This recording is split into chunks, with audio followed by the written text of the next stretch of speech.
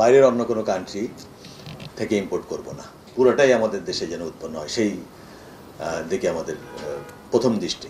আমাকে বাইরের মার্কেটে যদি যেতে হয় তাহলে সেই জায়গাটা করার জন্য আমি যদি নিজের সক্ষমতা তৈরি না করি এবং সেই সক্ষমতা তৈরি যদি না করি এবং সেই সক্ষমতা তৈরি করার প্রতি যদি আমার কোনো তাগিদ তৈরি না হয় তাহলে বাইরের মার্কেটে যাব না কেউ। যখন আমি দেখছি যে ডোমেস্টিক মার্কেটেই আমার যে মার্কেট সাইজটা আছে, ডোমেস্টিক মার্কেটে আমার যে মার্কেটটা আছে এবং সেটাকে আমি ক্যাটার করি, আমি যথেষ্ট লাভবান হচ্ছি, তখন আমি আর ওই চ্যালেঞ্জটা, বাইরের মার্কেটে ওই চ্যালেঞ্জগুলো নেব না, তাগিদ আসবে না। এই জায়গাটা মানে আমাদের চিন্তা করা দরকার পলিসিতে, যে এই জায়গাটা অ্যাড্রেস করতে হবে। কাস্টমসের রেভিনিউ কালেকশন কিন্তু দিন দিন কমবে, কারণ র মেটেরিয়ালসে আমার সাপোর্ট দিতে হবে, মেশিনারিজে ইম্পোর্টে আমাকে সাপোর্ট দিতে হবে, আবার এক্সপোর্টের সময় আমাকে সাপোর্ট দিতে হবে। তো কাস্টমস সাপোর্টের যত আমি ডেভেলপ কান্ট্রি হব তত কাস্টমস সাপোর্টের জায়গাটা বাড়বে এবং তত আমাদের কাস্টমসের ইনকামটা কমে আসবে, এটা স্বাভাবিক এবং এটা এনবিআর মাথায় রাখে এবং সেই উদ্দেশ্যে কাজ করে যাচ্ছে। আমাদের যে এখনও যে প্রোডাক্টগুলো আমরা করি তার র ম্যাটেরিয়ালস শুধু নয়, ইন্টারমিডিয়েট প্রোডাক্ট আমাদের ইম্পোর্ট করতে হয়, ব্যাকওয়ার্ড লিঙ্কেজের জায়গাটা তৈরি হয়নি। এই জায়গাটাকে আমাদের অ্যাড্রেস করা দরকার। কম্পারেটিভ অ্যাডভান্টেজ অফ ওয়েজের অথবা লেবার ওয়েজের কম্পারেটিভ অ্যাডভান্টেজ বেস্ট যে আমাদের এক্সপোর্ট বা ইন্ডাস্ট্রি, এইভাবে তো সামনে চলতে পারবো না আমরা। এভাবে তো মিডল ইনকাম কান্ট্রি হওয়া যাবে না। অনলি কি আমার এক্সপোর্ট ডিপেন্ডেন্ট হয়ে থাকবে কম্পারেটিভ ওয়েজ গ্যাপের কারণে, অ্যাডভান্টেজের কারণে? আমাকে তো হাই ভ্যালুয়েটেড, মোর হাইটেক প্রোডাক্টে যেতে হবে।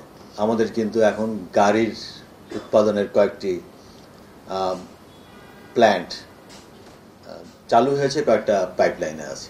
আন্ডারগ্রাউন্ড ইলেকট্রিক হাই ভোল্টেজ কেবল, এটা একটা হাইটেক প্রোডাক্ট এবং এটা পুরোটাই আমাদের ইম্পোর্ট বেস ছিল। সেটা আমাদের এখানে প্রোডাকশন শুরু হয়েছে এবং আমরা সেখানেও সাপোর্ট দিয়ে আসছি। লেদারে অনেক দিন আমরা সাপোর্ট দিয়ে যাচ্ছি, তারপরে লেদার কেন যেন আমাদের সেইভাবে যেভাবে এক্সপোর্ট মার্কেট দখল করার কথা ছিল সেইভাবে পারছে না। জুট এবং লেদারকে যে ধরনের সাপোর্ট দেওয়ার, গার্মেন্টসের পাশাপাশি সব ধরনের সাপোর্ট দেওয়ার জন্য রেডি। রিসেন্টলি আমি লেদার এক্সপোর্টার অ্যাসোসিয়েশনের সাথে বসেছিলাম একটু ক্লোজ ডোর মিটিংয়ে এবং আমরা সেখানে আমি নিজে বলেছি যে একটা ছোট টিম করে দেবো, খুঁজে বের করা কী সাপোর্ট লাগবে, কোথায় লাগবে, কী ধরনের সাপোর্ট লাগবে, সাপোর্ট দেবো আমরা যেন লেদার উঠে আসতে পারে।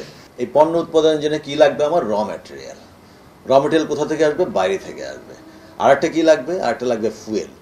সে ফুয়েলটা কোথা থেকে আসবে? বাইরে থেকে আসবে। ইম্পোর্ট বেসড এই মূল যে দুইটা কম্পোনেন্ট, অর্থাৎ র ম্যাটেরিয়াল এবং ফুয়েল, দুটাই আমার ইম্পোর্ট বেসড। এটা দিয়ে আমি পণ্য উৎপাদন করে বাইরের মার্কেটে কম্পিট করবে। যে আমাদের অনেকগুলো কিন্তু মিল ফ্যাক্টরি আমরা করেছি, যে স্পিনিং, তুলা থেকে, তাই তো, তুলা আনবো, সুতা বানাবো। এই তুলা এনে সুতা বানানো, এটা কিন্তু বেশি দিন আমরা কন্টিনিউ করতে পারবো না, যেহেতু আমার তুলা উৎপাদন হয় না। কত বড় সাইজের আমি এই স্পিনিং ইন্ডাস্ট্রিটা করব, তারপরে একটা রিস্ক হয়ে যাবে কিনা যে আমি আর র মেটেরিয়ালস পাচ্ছি না, সো সেটা মাথায় রাখতে হবে। সো এইভাবে র মেটেরিয়াল যখন ইম্পোর্ট বেস হয়ে যায় তখন সেই ধরনের অনেক ধরনের রিস্ক থাকে। ফুয়েল একইভাবে, যে ফুয়েলের সোর্সটা যেমন আমাদের এক্সপেন্সিভ হয়ে যাচ্ছে, নানা রকম প্রেডিক্ট করা যাচ্ছে না, এই ধরনের ইস্যু এসে হাজির হয়, কস্ট বেড়ে যায়। আমরা ট্রেড করবো যে সার্ভিসের জায়গায় কী করলাম, সার্ভিসের জায়গায় একটু মনে হয় আমাদের নজর দেওয়া দরকার। সার্ভিসের র মেটেরিয়ালস কী? সার্ভিসের র মেটেরিয়ালস তো নলেজ, স্কিল, ইন্টেলিজেন্স, তাই না? এগুলো তো সার্ভিসের র মেটেরিয়ালস। এগুলোর পিছনে তো কোনো পয়সা বা ইম্পোর্ট করতে হচ্ছে না, পয়সা খরচ করতে হচ্ছে, হয় কিছু ট্রেনিংয়ের জন্য, হয় অমুকের জন্য, সেটা সামান্য। এই জায়গাটা মনে হয় আমাদের একটু বেশি মনোযোগ দেওয়া দরকার, এই সার্ভিস সাইডটায়।